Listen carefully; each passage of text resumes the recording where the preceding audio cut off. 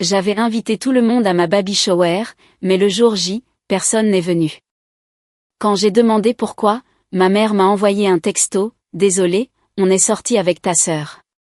Elle fait du shopping, alors on lui tient compagnie. » Une semaine plus tard, mes parents ont envoyé une invitation pour la propre baby shower de ma sœur, avec une note à l'intérieur. 2500 $ par personne. Veuillez envoyer le paiement maintenant pour que nous puissions nous préparer. Pas même une excuse. Alors, j'ai viré 1 centime en joignant un seul mot: félicitations.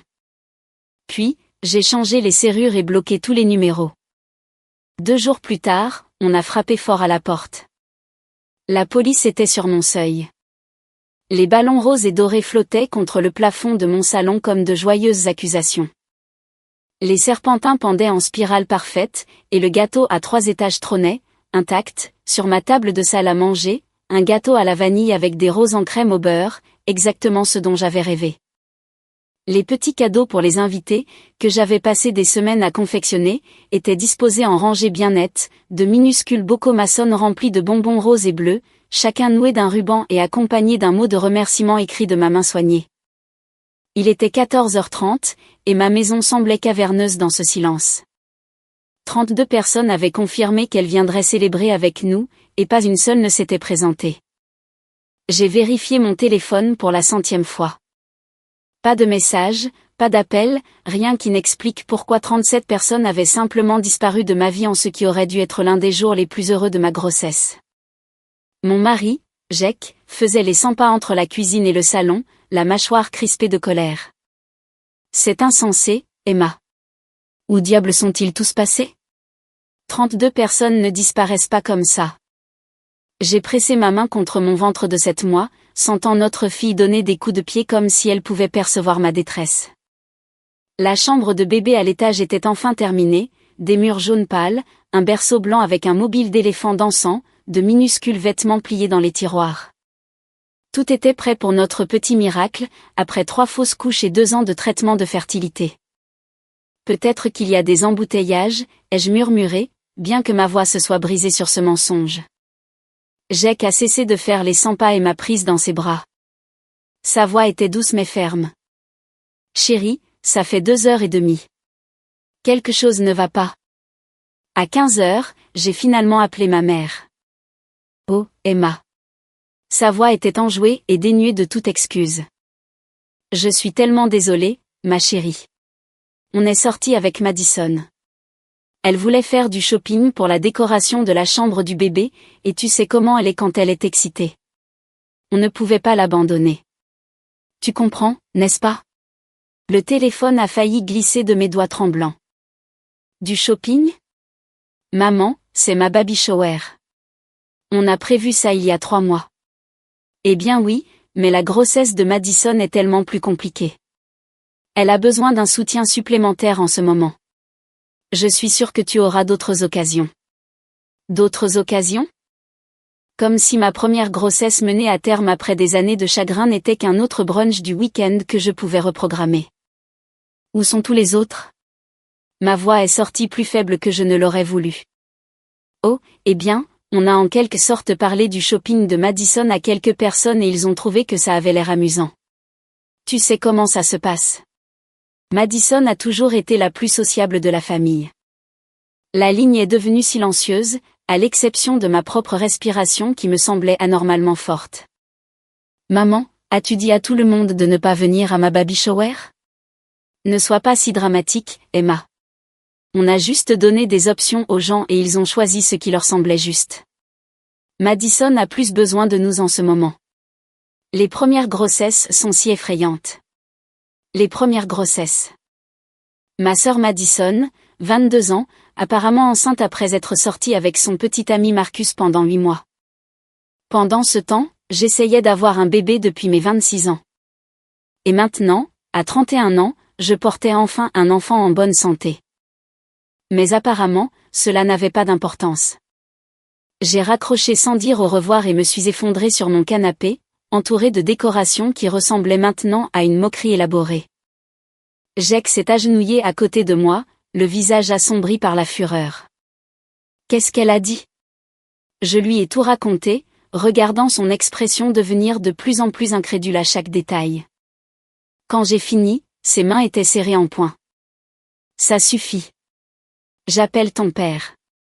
Non, j'ai attrapé son poignet. S'il te plaît, je ne peux pas supporter une autre conversation comme ça maintenant.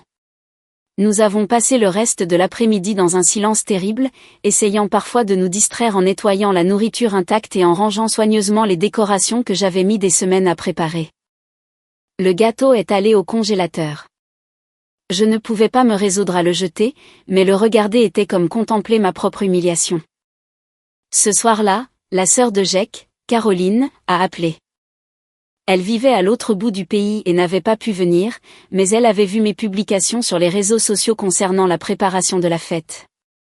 Comment s'est passée la fête, M? As-tu eu plein de belles choses pour la petite cacahuète? J'ai complètement craqué, sanglotant au téléphone pendant que Jake me frottait le dos. Caroline a écouté toute l'histoire sans m'interrompre, et quand j'ai fini, sa voix était d'un calme mortel. Emma, ma chérie, ce n'est pas un dysfonctionnement familial. C'est de la cruauté calculée. Mais peut-être que je réagis de manière excessive. Non, pas du tout. Une mère n'orchestre pas l'absence de 37 personnes à la baby shower de sa fille enceinte par accident. C'était intentionnel. Jake a pris le téléphone. Caroline, que devrions-nous faire? Documenter tout. Des captures d'écran de la liste des invités, des textos de groupe, tout ce qui montre que les gens avaient confirmé leur venue. Emma aura besoin de preuves de ce favoritisme si les choses s'enveniment.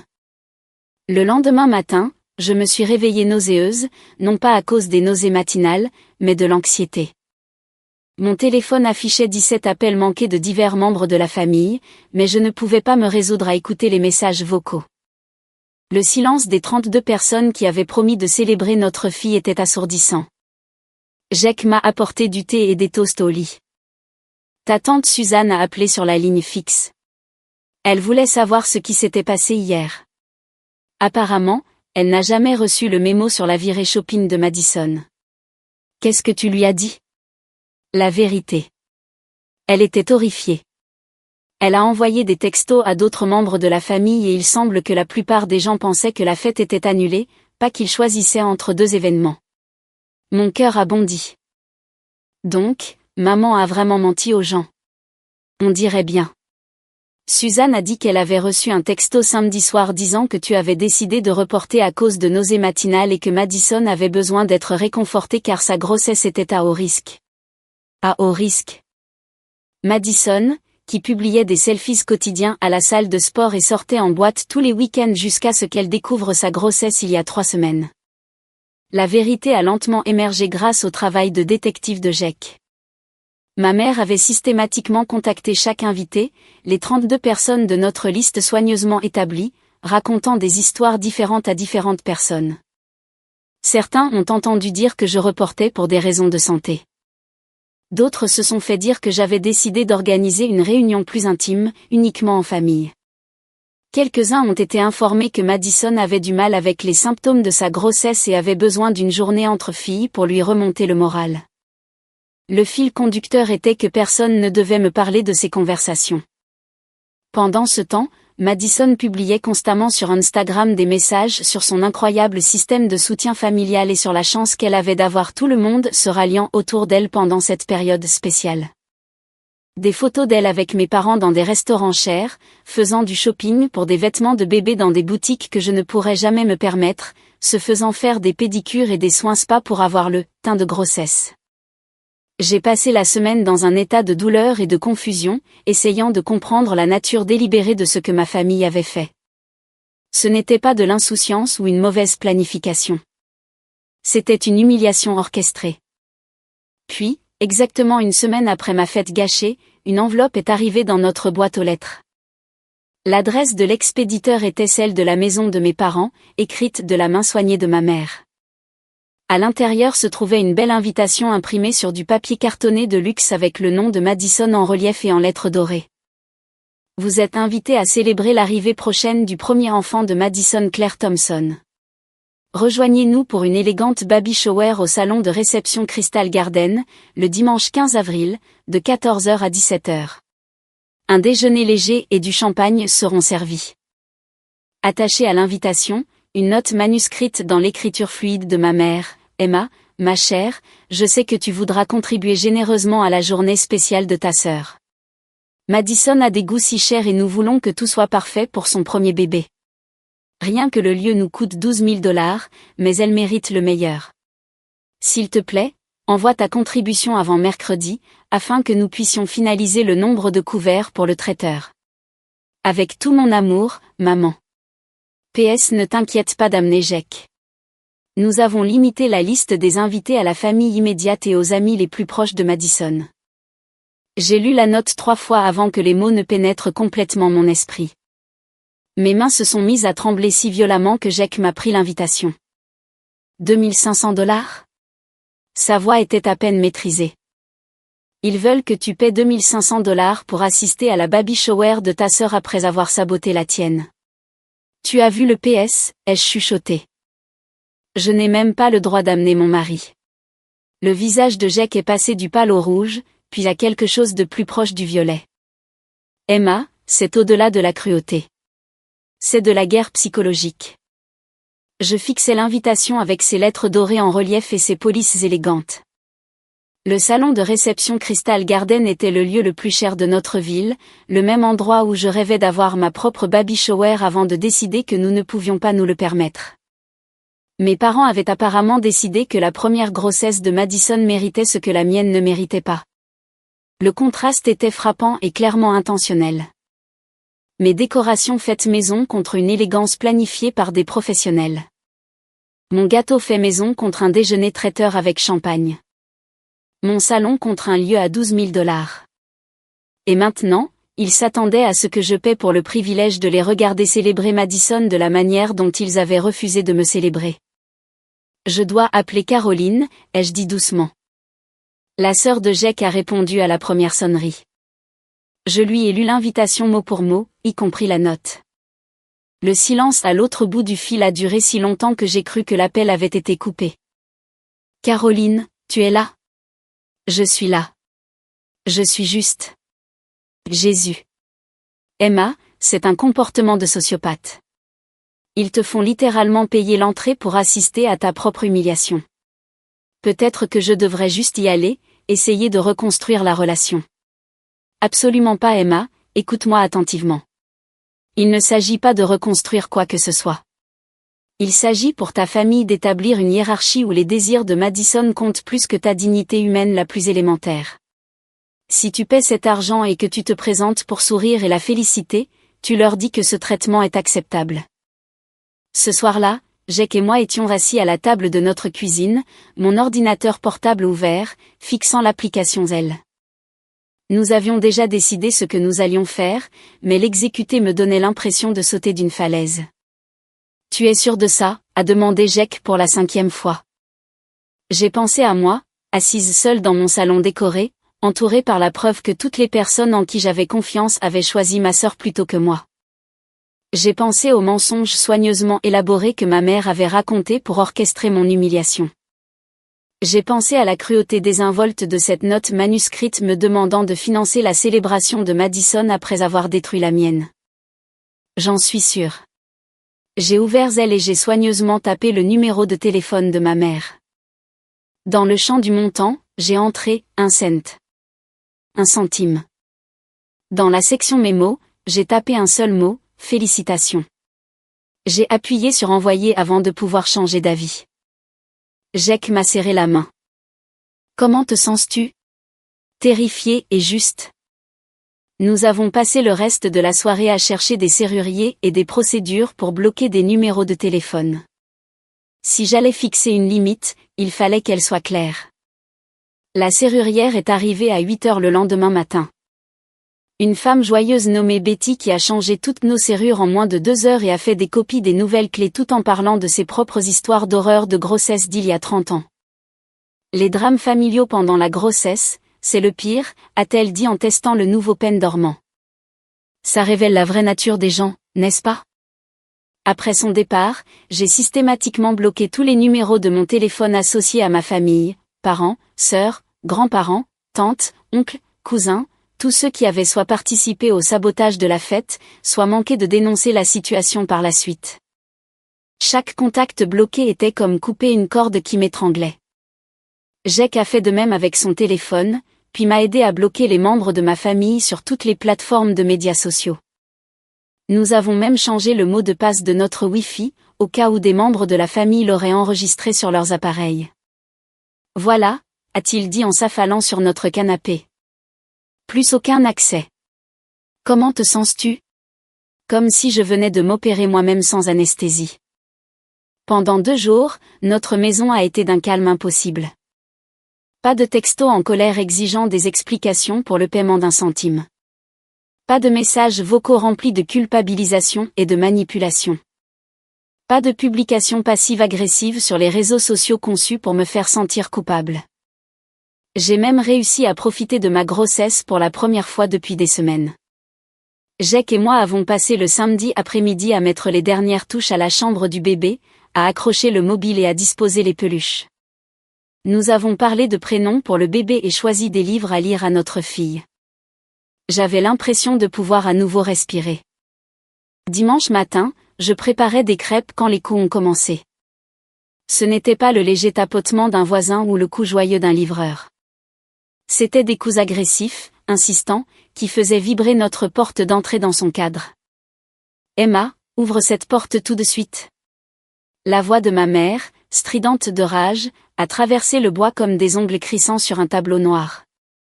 Jack est apparu dans l'encadrement de la porte de la cuisine, encore en pyjama, mais bien réveillé.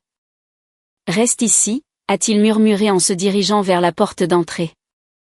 Les coups ont continué, rejoints par d'autres voix. J'ai reconnu le ton plus grave de mon père et la voix plus aiguë de Madison, bien que je ne puisse pas distinguer les mots spécifiques à cause du bruit. Jack est revenu, l'air sombre. Ils exigent que tu ouvres la porte. Ton père menace d'appeler la police si tu ne les laisses pas entrer pour discuter de ce malentendu, comme des adultes. Quel malentendu? Ma voix est sortie plus sèche que prévu.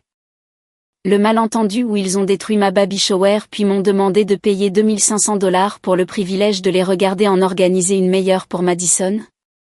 Les coups se sont intensifiés et j'ai entendu la voix de mon père, on sait que tu es là. C'est ridicule, Emma. Ouvre la porte et arrête de faire l'enfant. L'enfant? Le mot m'a frappé comme une gifle. J'étais enfantine d'être blessée par leur cruauté délibérée. Enfantine de refuser de financer leur prochaine performance de favoritisme. Enfantine de me protéger, moi et ma fille à naître, de leur toxicité. Jack, appelle la police. Il a eu l'air surpris. Tu es sûr? Ils violent notre propriété. Nous ne voulons pas d'eux ici. Nous l'avons clairement indiqué en bloquant leur numéro et en changeant nos serrures, et ils troublent la tranquillité de notre quartier. Appelle la police. Pendant que Jack composait le 911, je me suis déplacée vers la fenêtre de notre salon et j'ai prudemment regardé à travers les stores. Mes parents se tenaient sur notre porche, l'air furieux et arrogant. Madison était assise dans le camion de mon père, faisant défiler son téléphone comme si tout cela n'était qu'un inconvénient ennuyeux. L'opérateur était calme et professionnel, posant des questions à Jack sur la situation pendant que les coups continuaient. En moins de 10 minutes, une voiture de patrouille s'est garée dans notre allée. De la fenêtre, j'ai vu une grande policière s'approcher de mes parents. Les coups ont cessé immédiatement. Mon père a pointé notre porte en parlant avec animation. Ma mère gesticulait sauvagement, le visage rouge d'indignation. La policière a hoché la tête patiemment, puis s'est dirigée vers notre porte et a frappé poliment, professionnellement. Madame, ici l'agente Rodriguez de la police municipale. Pourrais-je vous parler un instant? Jack et moi avons échangé un regard. Nous savions que ce moment viendrait, mais cela semblait toujours surréaliste. J'ai ouvert la porte, en gardant la chaîne de sécurité enclenchée. L'agente Rodriguez était une femme d'âge mûr avec des yeux bienveillants et une attitude pragmatique. Bonjour, madame. Je comprends qu'il y a un différend familial en cours. Vos parents disent que vous les avez enfermés dehors et que vous refusez de communiquer au sujet d'un désaccord financier. Agente, ces personnes violent ma propriété. J'ai bloqué leur numéro de téléphone parce que je ne veux aucun contact avec eux, et j'ai changé mes serrures parce que je ne veux pas d'eux chez moi. Ils martèlent ma porte et crient depuis 20 minutes. L'agente Rodriguez a hoché la tête. Sont-ils résidents de cette propriété? Non, madame. C'est ma maison. Je suis enceinte de 6 mois et je veux juste qu'ils me laissent tranquille. Je vois. Et le désaccord financier? J'ai failli rire de cet euphémisme. Ils ont saboté ma baby shower la semaine dernière en mentant à tous les invités et en les convainquant de ne pas venir. Puis ils m'ont envoyé une invitation à la baby shower de ma sœur en exigeant que je paie $2500 pour y assister. Je leur ai envoyé 1 centime à la place et j'ai bloqué leur numéro. Apparemment, ils considèrent que c'est un motif de harcèlement. Les sourcils de l'agente Rodriguez se sont légèrement haussés. 1 centime? Oui, madame. Avec une note disant « Félicitations ». Un petit sourire a traversé son visage avant qu'elle ne se reprenne. Je vois. Eh bien, madame, vous avez tout à fait le droit de déterminer qui est le bienvenu sur votre propriété et qui a accès à votre numéro de téléphone. Si vous avez clairement communiqué que vous ne vouliez pas de contact et qu'ils continuent de vous harceler, c'est une violation qu'ils doivent comprendre. Elle s'est retournée vers mes parents, et j'ai regardé par la fenêtre alors qu'elle leur parlait plus fermement. Les gestes de mon père sont devenus moins animés. Ma mère a croisé les bras sur la défensive. Après quelques minutes, l'agente Rodriguez est revenue à notre porte. Madame, j'ai expliqué à vos parents que c'est votre propriété et votre choix. Ils comprennent qu'ils doivent partir et ne peuvent pas revenir sans votre permission. S'ils vous contactent à nouveau sans votre consentement, cela constitue du harcèlement et vous devriez nous appeler immédiatement. Merci, agente. Je dois vous demander, y a-t-il une chance que vous acceptiez de leur parler brièvement? Parfois, ces situations familiales peuvent se résoudre par la communication. J'ai pensé à ma baby shower gâchée, aux 37 personnes qui avaient choisi de ne pas venir parce que ma mère leur avait menti, à la cruauté désinvolte de cette invitation me demandant de financer la célébration de Madison après avoir détruit la mienne. Non, madame. Je n'ai rien à leur dire. L'agente Rodriguez a hoché la tête. C'est votre droit. Prenez soin de vous et félicitations pour le bébé. De la fenêtre, j'ai regardé mes parents monter dans leur camion. Madison était toujours sur son téléphone, apparemment indifférente à l'intervention de la police. Ils sont restés dans notre allée quelques minutes de plus, ayant probablement une conversation intense sur la suite des événements, avant de finalement s'éloigner. Jake a enroulé ses bras autour de moi par derrière, ses mains se posant sur mon ventre. Comment tiens-tu le coup? J'attends de me sentir coupable, ai-je dit honnêtement. Mais ce n'est pas le cas. Je me sens libre. Bien.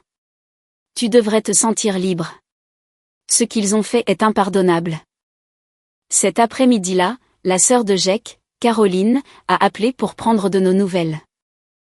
Je lui ai raconté la visite de la police et elle est restée silencieuse un long moment. Emma, je dois te dire quelque chose. J'ai réfléchi à cette situation toute la semaine, et j'ai fait quelques recherches. Ce que ta famille a fait a un nom. Ça s'appelle la désignation du bouc émissaire. Tu as été désigné comme le membre de la famille dont les besoins n'ont pas d'importance, dont les sentiments sont sacrifiables, et dont le rôle est d'absorber le dysfonctionnement pour que tout le monde puisse se sentir normal. Ça a l'air très psychologique. Ça l'est, et c'est aussi de la maltraitance. Le sabotage de la baby shower n'était pas un incident isolé. C'était l'escalade d'un schéma qui dure probablement depuis toute ta vie. Je me suis laissé tomber sur notre canapé, en assimilant ses paroles. Elle avait raison, bien sûr. Je pouvais penser à des dizaines d'exemples au fil des ans où mes besoins avaient été rejetés en faveur des désirs de Madison. Des anniversaires où l'attention avait été détournée vers le dernier drame de ma sœur. Des vacances où l'on s'attendait à ce que je m'adapte aux horaires de tout le monde alors que le mien n'avait pas d'importance. Mes réussites qui avaient été éclipsées par les succès plus modestes de Madison, qui recevait une célébration disproportionnée. Caroline, et si je ruinais la chance de ma fille de connaître ses grands-parents et sa tante? Ma chérie, quel genre de grands-parents détruisent la baby shower de la mère de leur petite fille par pur favoritisme? Quel genre de tante demande de l'argent à sa sœur enceinte après l'avoir humiliée? Ta fille mérite mieux que des gens qui lui apprendraient que l'amour est conditionnel et que la cruauté est acceptable si elle sert leurs objectifs. Au cours des semaines suivantes, le silence fut merveilleux. Pas de textos manipulateurs ni de messages vocaux culpabilisants. Pas de publications sur les réseaux sociaux conçus pour me faire sentir exclue. Pas de visites surprises ni d'exigences d'explications. Jake et moi nous sommes installés dans une routine paisible de préparation à la grossesse.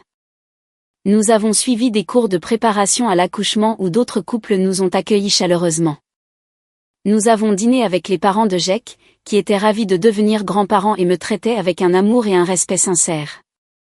Nous sommes allés ensemble à mes rendez-vous prénataux, nous émerveillant devant les images d'échographie et planifiant l'arrivée de notre fille.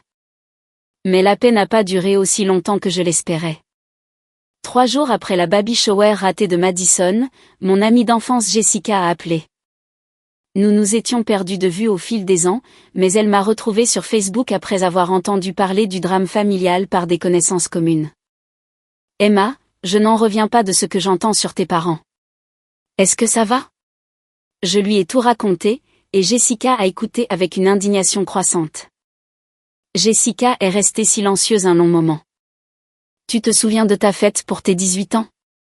J'ai froncé les sourcils, essayant de me rappeler. À peine. N'est-ce pas la nuit où Madison a eu sa crise d'appendicite? Emma, Madison n'avait pas l'appendicite.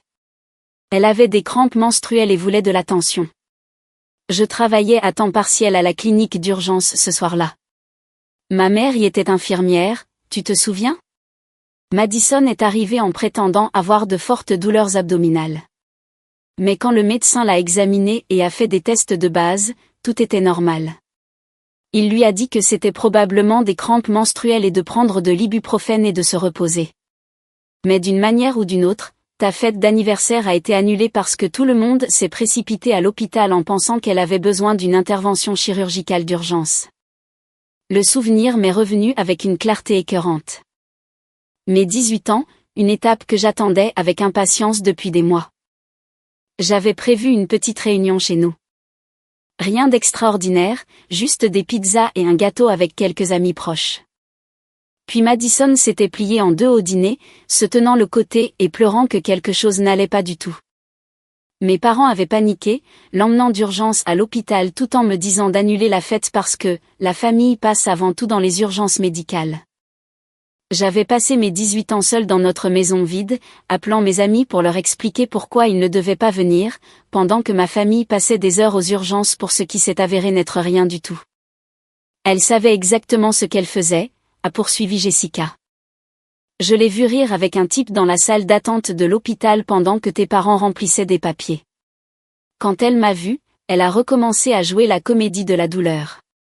Pourquoi ne me l'as-tu pas dit à l'époque? J'avais 18 ans et j'avais peur de créer des problèmes. Mais Emma, ce schéma remonte à loin. Madison sabote tes moments importants depuis des années, et tes parents l'ont encouragé. Après que Jessica a raccroché, je suis restée assise dans un silence stupéfait, les souvenirs défilant dans mon esprit comme un horrible diaporama. Ma remise de diplôme du lycée, quand Madison a eu une crise de panique pendant mon discours de major de promotion, et que mes parents ont dû partir avec elle. La célébration de mon admission à l'université, qui a été écourtée quand Madison a appelé en pleurant à cause d'un drame amical qui nécessitait une intervention familiale immédiate. L'annonce de mes fiançailles, que Madison avait éclipsée en révélant qu'elle sortait avec Marcus le même jour. Je m'étais toujours dit que c'était des coïncidences, que Madison ne pouvait pas s'empêcher d'avoir des crises à des moments inopportuns. Maintenant, je voyais le schéma délibéré. Chaque étape importante de ma vie avait été détournée par l'une des urgences de Madison. La baby shower n'était pas un incident isolé. C'était le point culminant de décennies de vol d'attention systématique. J'avais besoin d'air. J'avais besoin de perspective. J'avais besoin de parler à quelqu'un qui comprenait la dynamique des familles narcissiques. C'est là que je me suis souvenu du docteur Sarah Chen, une thérapeute que j'avais vue brièvement pendant mes problèmes de fertilité. Elle m'avait aidé à surmonter le deuil de mes fausses couches et avait mentionné le traumatisme familial lors de nos séances. J'ai appelé son cabinet le lendemain matin. Emma, a dit chaleureusement le docteur Chen quand je suis entrée dans son bureau familier quelques jours plus tard. Je suis contente que vous ayez pris contact. Comment puis-je vous aider? Je lui ai tout raconté. La baby shower gâchée, le paiement d'1 centime, la visite de la police. Les révélations de Jessica sur le schéma de sabotage. Le docteur Chen a écouté sans juger, prenant occasionnellement des notes. Emma, ce que vous décrivez ressemble à un système familial où un enfant est désigné comme enfant en or et l'autre devient le bouc émissaire. Il ne s'agit pas de favoritisme occasionnel. C'est une dynamique dysfonctionnelle qui répond à des besoins psychologiques spécifiques de vos parents. Quel genre de besoins? Les parents qui créent des dynamiques enfants en or au bouc émissaire gèrent souvent leur propre traumatisme ou insécurité non résolue. L'enfant en or devient une extension de leur ego. Les succès de Madison leur donnent l'impression de réussir. Le bouc émissaire devient un réceptacle pour tout ce qu'ils ne peuvent pas accepter d'eux-mêmes ou de leur système familial. Votre rôle était d'absorber le dysfonctionnement pour que la famille puisse maintenir l'illusion de la normalité. Mais pourquoi moi? Que ai-je fait de mal? La voix du docteur Chen était douce mais ferme. Vous n'avez rien fait de mal. Ces rôles sont attribués arbitrairement, souvent en fonction de facteurs comme l'ordre de naissance, les différences de personnalité, ou quel enfant rappelle aux parents quelqu'un d'autre. Madison a peut-être été choisie comme l'enfant en or parce qu'elle était la Benjamine ou parce que sa personnalité était plus conforme aux besoins de vos parents. Vous êtes devenu le bouc émissaire non pas à cause d'un défaut, mais parce que le système avait besoin de quelqu'un pour remplir ce rôle. Elle a poursuivi, le sabotage de la baby shower a été particulièrement cruel car il a visé l'un des moments les plus vulnérables de votre vie. La grossesse devrait être célébrée et soutenue, mais au lieu de cela, votre famille l'a utilisé comme une autre occasion de renforcer la hiérarchie où les désirs de Madison comptent plus que vos besoins fondamentaux. Docteur Chen, ai-je tort de couper les ponts avec eux? Tout le monde me dit que la famille, c'est la famille et que je devrais pardonner et passer à autre chose. Emma, le pardon n'exige pas une exposition continue à la maltraitance. Vous pouvez pardonner à quelqu'un pour votre propre paix tout en vous protégeant des préjudices futurs. Les gens qui vous disent la famille, c'est la famille n'ont généralement pas subi de victimisation systématique. Ils ne peuvent pas imaginer que des parents blessent délibérément leur enfant parce que leurs propres parents ne l'ont pas fait. J'ai senti un poids se soulever de ma poitrine. Pendant des semaines, je m'étais demandé si je réagissais de manière excessive, si j'étais trop dure, si je privais ma fille de liens familiaux. Et ma fille? Ne mérite-t-elle pas de connaître ses grands-parents? Votre fille mérite d'être élevée par des parents qui modélisent des limites saines et le respect de soi. Qu'est-ce que vous lui apprendriez si vous permettiez à votre famille de continuer à vous traiter mal? Que les femmes doivent accepter les mauvais traitements pour maintenir la paix? Que sa valeur est déterminée par l'approbation des autres? Le docteur Chen s'est légèrement penché en avant. Emma, votre fille a de la chance. Elle grandira avec une mère qui a choisi la dignité plutôt que le dysfonctionnement. C'est un cadeau que beaucoup d'enfants ne reçoivent jamais. J'ai programmé des séances hebdomadaires avec le docteur Chen, et chaque rendez-vous m'a aidé à comprendre les couches de manipulation que j'avais subies. Elle m'a donné des livres sur les systèmes familiaux narcissiques et m'a aidé à reconnaître les techniques de gaslighting que mes parents avaient utilisées pendant des années. Ils vont probablement intensifier leurs efforts pour reprendre le contrôle, m'a-t-elle prévenu lors de notre 3e séance. Lorsque les boucs émissaires établissent des limites, le système familial entre en crise. Attendez-vous à des bombardements d'amour, de la culpabilisation, des alertes de santé, des urgences financières, tout pour vous ramener à votre rôle assigné. Elle avait raison. Le lendemain, j'ai reçu un appel d'un numéro que je ne reconnaissais pas. Quand j'ai répondu, la voix tremblante de ma grand-mère a rempli mon oreille. Emma, ma chérie, c'est grand-mère Rose. Je suis si inquiète pour toi. Ta mère dit que tu fais une sorte de dépression et que tu ne veux parler à personne. Est-ce que ça va? Mon cœur s'est serré. Grand-mère Rose avait 86 ans et avait toujours été gentille avec moi. Elle vivait dans une maison de retraite à 3 heures de route et dépendait de mes parents pour les nouvelles de la famille. Grand-mère, je vais bien. Je ne fais pas de dépression. J'avais juste besoin de prendre de la distance avec maman et papa après qu'ils m'aient blessée. Blessée? Ma chérie, ta mère a dit que tu avais envoyé une sorte de message méchant et changé ton numéro de téléphone sans raison. Elle a le cœur brisé. Emma, elle pleure chaque fois que nous parlons. J'ai fermé les yeux, sentant la culpabilité familière s'insinuer. Bien sûr, ma mère jouait la victime, réécrivant l'histoire pour se faire passer pour la partie lésée. Grand-mère, est-ce que maman t'a dit ce qui s'est passé à ma baby shower? Quel baby shower? Emma, tu es enceinte? Le souffle m'a manqué. Mes parents n'avaient même pas parlé à ma grand-mère de son premier arrière-petit-enfant. Ils étaient tellement concentrés sur la gestion du récit de notre conflit qu'ils avaient oublié de partager la véritable nouvelle. Oui, grand-mère. Je suis enceinte de 7 mois et demi. Nous allons avoir une fille. Le silence a duré si longtemps que j'ai craint que l'appel n'ait été coupé. Quand grand-mère Rose a finalement parlé, sa voix était différente, plus vive, plus alerte. Emma, ma chérie, dis-moi exactement ce qui s'est passé. Je lui ai tout expliqué, observant les schémas respiratoires de ma grand-mère changer au téléphone à mesure que sa colère montait. Quand j'ai fini, elle est restée silencieuse un autre long moment. Emma, je dois te dire quelque chose. Ce n'est pas la première fois que tes parents me mentent sur des situations familiales.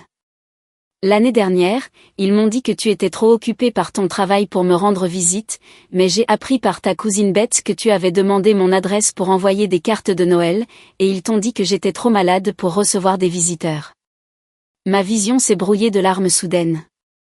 J'avais passé des mois à me sentir coupable de ne pas être restée en contact avec grand-mère Rose, croyant qu'elle était trop fragile pour un contact régulier.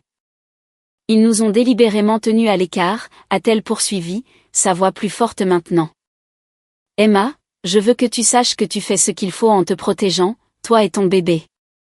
J'ai mieux élevé ta mère que ça, mais quelque part en chemin, elle a appris à faire passer les apparences avant l'intégrité. Grand-mère, je suis tellement désolée qu'ils t'aient utilisé pour essayer de me manipuler. Ne t'excuse pas pour leur comportement, jeune fille. Appelle-moi directement à partir de maintenant. Tu m'entends? Je veux tout savoir sur mon arrière-petite-fille, et je veux des nouvelles régulières sur comment tu te sens. Après avoir raccroché, j'ai sangloté pendant 20 minutes. Non pas de tristesse, mais de soulagement. Avoir le soutien de grand-mère Rose, c'était comme trouver de l'eau dans un désert. Jack m'a trouvée en larmes dans notre chambre de bébé et m'a immédiatement prise dans ses bras. Qu'est-ce qui s'est passé? Tu vas bien? Je lui ai raconté la conversation et il a secoué la tête avec étonnement. Ils ont empêché ta propre grand-mère de savoir pour son arrière-petit-enfant. Emma, c'est au-delà du dysfonctionnel. C'est sociopathique. Jack, et s'il y a d'autres membres de la famille à qui on a menti? Et si mes parents ont contrôlé les informations pour maintenir leur version des faits? Nous avons passé cette soirée à contacter des membres de la famille élargie à qui je n'avais pas parlé depuis des années. Le schéma qui s'est dessiné était troublant et cohérent. Mes parents avaient filtré les informations sur ma vie, contrôlant les récits et m'isolant des parents qui auraient pu m'offrir un soutien ou des perspectives alternatives. Mon oncle David, le frère de mon père, a été particulièrement contrarié quand il a appris la vérité. Emma, ton père m'a dit que tu étais devenue difficile et que tu ne voulais pas entretenir de relations familiales. J'ai pensé que tu traversais une période difficile et que tu avais besoin d'espace, alors j'ai cessé de te contacter. Je n'avais aucune idée qu'il sabotait activement tes liens avec tout le monde. Le tissu de mensonges était vaste et calculé. Il se préparait pour ce moment, à observer le docteur Chen lors de notre séance suivante. Les enfants boucs émissaires qui finissent par fixer des limites découvrent souvent que leurs familles ont préparé le terrain pendant des années, créant des récits qui font paraître le bouc émissaire instable ou déraisonnable lorsqu'il se protège enfin. Mais pourquoi des parents s'efforceraient-ils autant d'isoler leur propre enfant? Parce que votre indépendance menace leur contrôle. Tant que vous étiez isolée et dépendante d'eux pour la validation, ils pouvaient maintenir la dynamique familiale où Madison était la star et vous étiez le second rôle. Votre grossesse et le soutien de Jack vous ont donné une force qu'ils ne pouvaient pas manipuler. Alors ils ont intensifié leur tactique. Pendant ce temps, la famille de Jack continuait de m'accueillir avec une chaleur sincère. Sa sœur Caroline est venue pour une visite surprise, apportant des vêtements de bébé et restant pour un long week-end de préparation de la chambre et de complicité de grossesse. « Tu sais ce que j'aime en te voyant avec notre famille ?» a-t-elle demandé pendant que nous assemblions une table à langer. « Tu sembles choqué chaque fois que quelqu'un te traite gentiment sans rien attendre en retour. Ça me brise le cœur que tes parents t'aient appris à être reconnaissante pour des miettes quand tu mérites une célébration. » À l'approche de ma date d'accouchement, le contraste entre ma famille choisie et ma famille biologique est devenu encore plus flagrant. Les parents de Jack nous ont aidés à installer le siège auto et à remplir notre congélateur de repas faits maison pour après l'arrivée du bébé. Caroline a organisé une chaîne de repas avec des amis de notre cours de préparation à l'accouchement. Mes collègues de travail ont décoré mon bureau et m'ont surprise avec un cadeau de groupe, une poussette de haute qualité. Pendant ce temps, silence radio de la part des personnes qui auraient dû être les plus excitées pour leur premier petit enfant. 2 semaines avant ma date prévue, ma gynécologue obstétricienne, le docteur Patterson, m'a appelé. « Emma, j'ai reçu un appel étrange hier. Une femme prétendant être votre mère a appelé pour connaître votre date d'accouchement, votre plan de naissance et l'hôpital où vous accoucherez. Elle a dit que la famille avait des problèmes de communication mais voulait être présente pour la naissance du bébé. Elle a également mentionné savoir que vous aviez eu des complications plus tôt dans votre grossesse, ce qui m'a inquiété car cette information aurait dû rester privée. » Mon sang s'est glacé. Le docteur Patterson et moi avons passé 30 minutes à revoir mon dossier et à mettre à jour mes paramètres de confidentialité pour s'assurer qu'aucune information ne pourrait être partagée sans mon consentement écrit explicite. Emma, la sécurité de l'hôpital gère les drames familiaux plus souvent que vous ne le pensez. Nous nous assurerons que votre accouchement soit paisible et privé. Ce soir-là, Jack et moi avons discuté de cet appel troublant. Ils deviennent désespérés, a-t-il observé. Ta mère a probablement pensé que si elle pouvait être présente à la naissance du bébé, les émotions du moment l'emporteraient sur tes limites.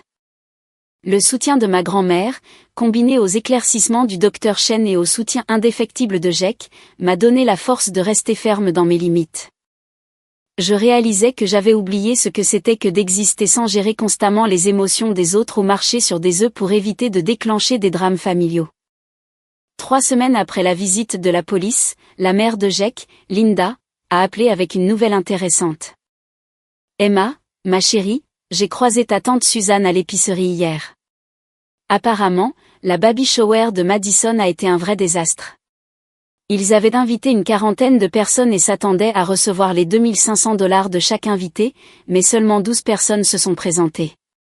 La plupart des membres de la famille n'ont pas envoyé l'argent demandé, et plusieurs personnes ont dit à Suzanne qu'elles étaient dégoûtées par toute la situation une fois qu'elles ont appris ce qui s'était réellement passé à ta fête. Elle a ajouté que mes parents racontaient à tout le monde que j'avais une sorte de dépression nerveuse due aux hormones de grossesse, mais que peu de gens y croyaient. Le karma était satisfaisant, mais il y avait aussi un sentiment de vide. Je n'avais pas voulu que la fête de Madison échoue. J'avais voulu que ma propre famille me traite avec un respect et une gentillesse élémentaire. « Regrettes-tu quelque chose ?» a demandé Jack. J'ai sérieusement réfléchi à la question. Regrettais-je de m'être protégée de personnes qui m'avaient montré à plusieurs reprises et délibérément que mes sentiments ne comptaient pas pour elles? Non, ai-je dit finalement. Je regrette que cela ait été nécessaire, mais je ne regrette pas de l'avoir fait. Le jour de la naissance de notre fille, les parents de Jack ont été les premiers à visiter l'hôpital.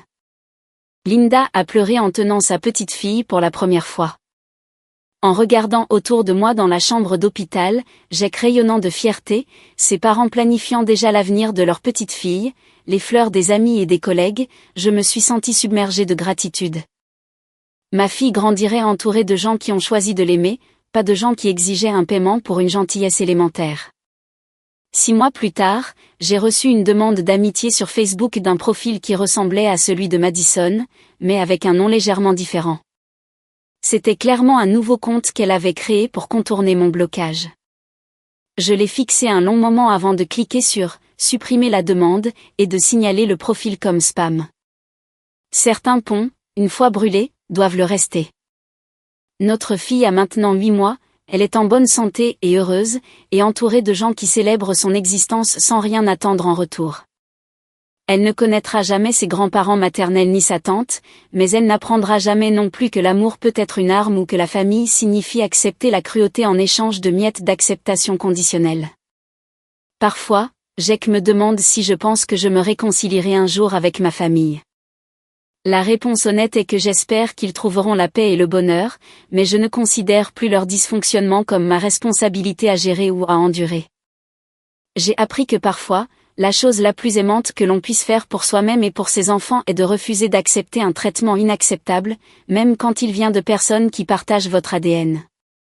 Surtout quand il vient de personnes qui partagent votre ADN. Le centime que j'ai envoyé valait exactement ce que leur invitation méritait. Presque rien, mais pas tout à fait rien. Une petite reconnaissance que j'avais vu leur jeu, compris leur cruauté, et choisi de ne pas jouer. Et honnêtement, c'est le meilleur centime que j'ai jamais dépensé.